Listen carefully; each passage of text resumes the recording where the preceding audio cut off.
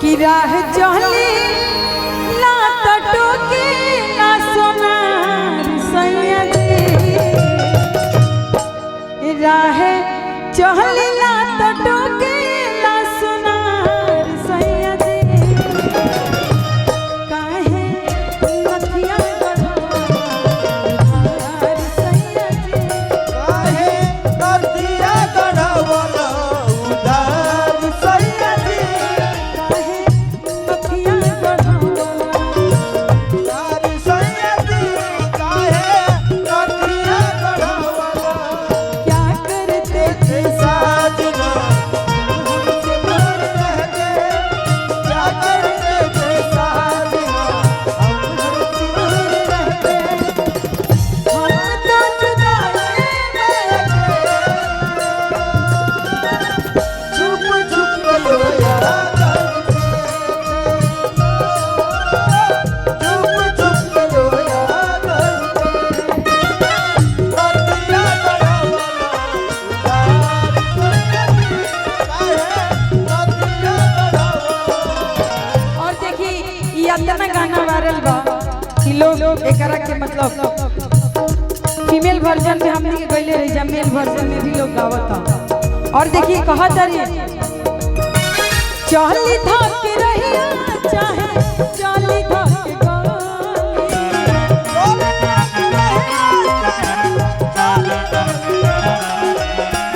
चली धक रहिया चाहे चली धक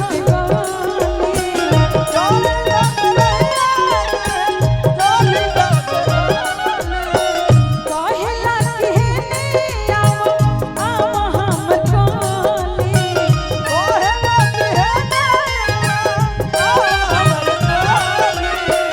और देखिए मेहररुआ अपन पति देव से कहत दिया कि तू ऐसा उधार गहना काहे बनवैलो कि हम बर बाजार जातनी तो सोनार घेर के हमरा के परेशान करता।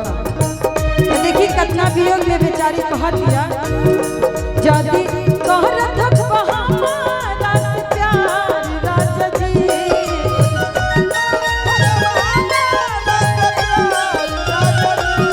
जदी कहरत हमारा से प्यार राजा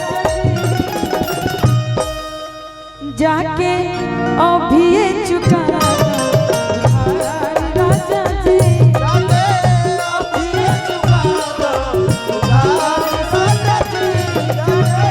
अभी चुका उधार सैया जी, राहे चली ना टोके ना सोनार सैया जी,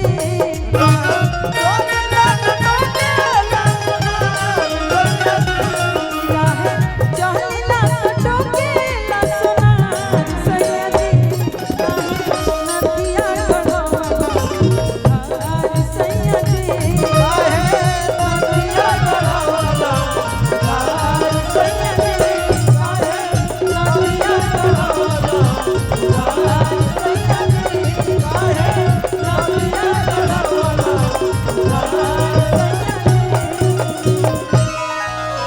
और कहे के बा